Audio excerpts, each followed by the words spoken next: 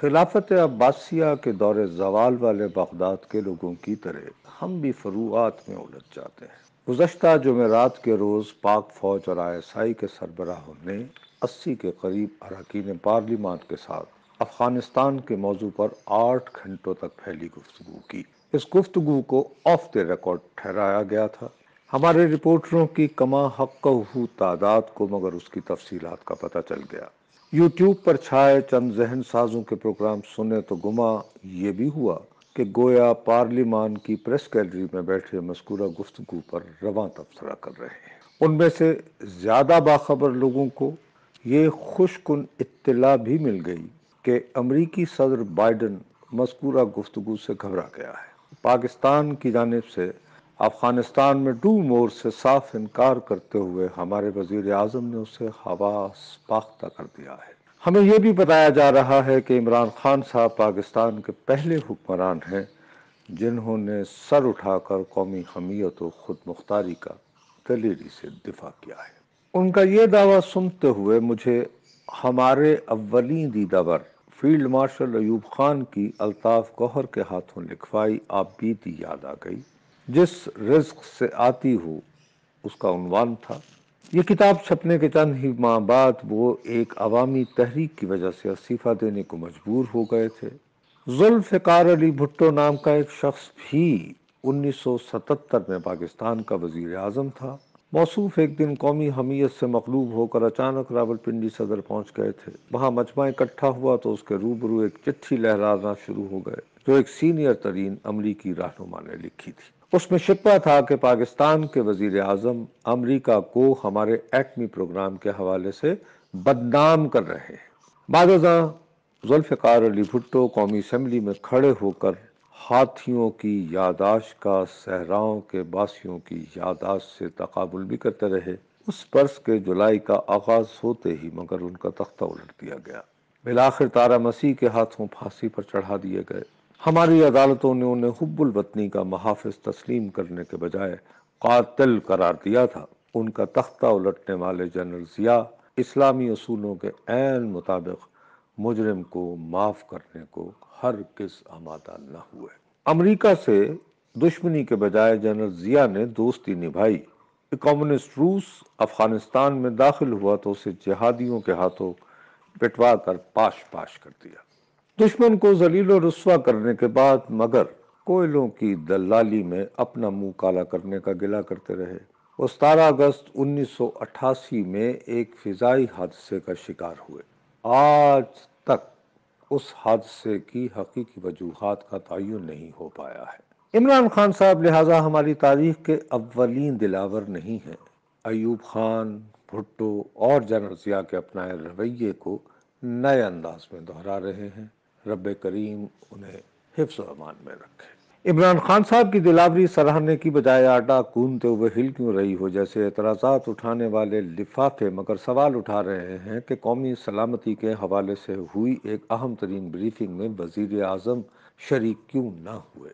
اس سوال کا واضح جواب اگرچہ ہمارے ایک سینئر ترین صحافی جناب ارشاد بھٹی صاحب نے ایک ٹی وی پروگرام میں بیان کر دیا تھا۔ کوئی پسند کرے یا نہ کرے، ٹھوس حقیقت یہ ہے کہ بھٹی صاحب کو ہمارے اعلیٰ ترین پالیسی سازوں اور حتمی حکمرانوں تک قابل رشک رسائی حاصل ہے۔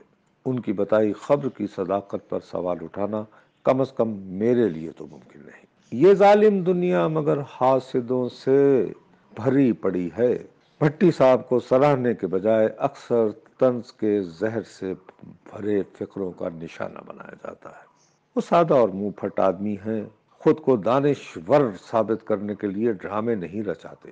ان کی زبان اور لہجہ قصباتی سیانوں جیسا ہے۔ کسی انگریزی اخبار کے مدیر ہوتے تو ان کی گفتگو کو ادب سے سنا جاتا۔ مغرب کی نقالی والی غلامانہ ذہنیت انہیں پاکستان کا رابرٹ ووڈ ورڈ پکارتی۔ یاد رہے کہ مذکورہ امریکی صحافی نے واٹر گیٹ سکینڈل آشکار کیا تھا۔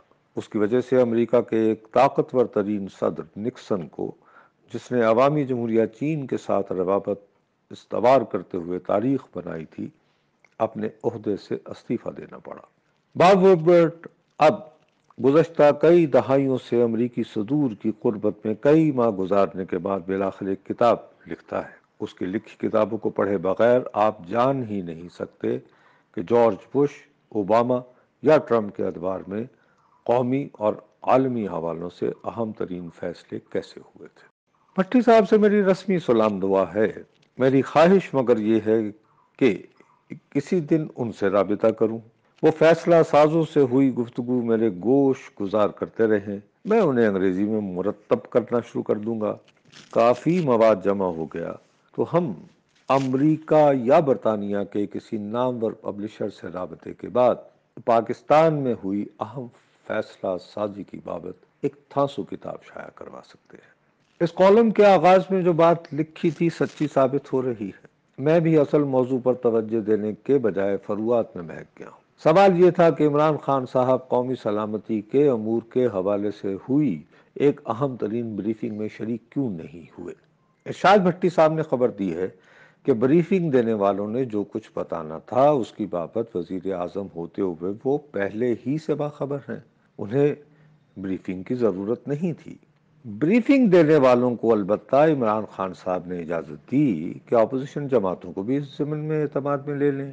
مجھے یہ خبر معقول محسوس ہوئی۔ فواد چودھری صاحب کا مگر اصرار ہے کہ وزیر اعظم کو خدشہ لاحق تھا کہ ان کی موجودگی میں اپوزیشن والے خوشامدی رویہ اختیار کرنے سے گھبرائیں گے۔ منظور تھا پردہ تیرا سوچتے ہوئے بریفنگ میں نہیں گئے۔ فواد چودھری صاحب کے دعوے کو درست شمار کریں تو جی یہ کہنے کو بھی مچل جاتا ہے کہ گزشتہ جمعرات کے روز گویا کوئی بریفنگ نہیں ہوئی تھی۔ دربار سجا تھا جہاں اپوزیشن والے ساڈی واری آندھیوں کی تگدوں میں مبتلا رہے۔ وزیر اطلاعات کے مذکورہ دعوے کو جھٹلانے کا مجھ میں تو حوصلہ نہیں۔ وہ جانے اور مریم اورنگزیب ٹی وی سکرینوں پر ان دونوں کی مہارتوں کی بدولت پاک لگے رہے۔ گزشتہ جمعرات کے دن قومی سلامتی کے حوالے سے اہم ترین بریفنگ میں جو گفتگو ہوئی اس کی تفصیلات جاننے کے لیے عرصہ ہوا عملی صحافت سے ریٹائر ہوئے اس رپورٹر نے ذرا سی بھی کوشش نہیں کی۔ اخبارات میں اس حوالے سے چھپی خبروں پر ہی اکتفا کیا۔ مزید تفصیلات یوٹیوب چینل والوں نے فراہم کر دی۔ ان میں سے اکثر کو سنتے ہوئے عمر کے ہاتھوں کمزور ہوا ایمان بھی تازہ ہو گیا۔ جمعرات کی شب سے اپنے گھر تک محدود رہا ہوں۔ رجم سیٹھی جیسی چڑیا مجھے میسر نہیں۔ زبانی طیور کیے مگر اطلاع یہ آئی ہے کہ مذکورہ بریفنگ میں ظلم خلیل زاد کا ذکر بھی ہوا تھا۔ یاد رہے کہ یہ افغان نژاد امریکی شہری بش انتظامیہ کے بہت قریب رہا ہے جس نے 9/11 کے بعد افغانستان پر دہشت گردی کے خلاف جنگ مسلط کی تھی۔ امریکہ جب اس جنگ سے تھک گیا تو ایک اور ریپبلکن صدر ٹرمپ نے اسے طالبان کے ساتھ مذاکرات کے لیے اپنا نمائندہ بنایا۔ دوحہ مذاکرات کا لہذا کلیدی کردار ہے۔ ظلم خلیل زاد کی جانب سے ہوئے معاہدے پر کامل عمل درآمد یقینی بنانے کے لیے صدر بائیڈن نے اسے تبدیل نہیں کیا۔ مجھے بتایا گیا ہے کہ جمعرات کے روز ہوئی بریفنگ کے دوران عمران حکومت کے ایک وزیر نے ظلم خلیل زاد کو برا بھلا کہا۔ میں اس وزیر کا نام جان بوجھ کر نہیں لکھ رہا، تذکیر و تانیث کی سہولت بھی احتیاطاً استعمال نہیں کر رہا۔ اس وزیر کو تاہم بتایا گیا کہ ظلم خلیل زاد اتنا بھی برا نہیں ہے۔ ایک موقع پر بلکہ اس نے پاکستان کے IMF کے ساتھ معاملات سیدھا کرنے کے لیے قابل قدر معاونت بھی فراہم کی تھی۔ ظلم خلیل زاد پاکستان کا خیر خواہ ہے یا نہیں، یہ طے کرنا میری اوقات سے بالاتر ہے۔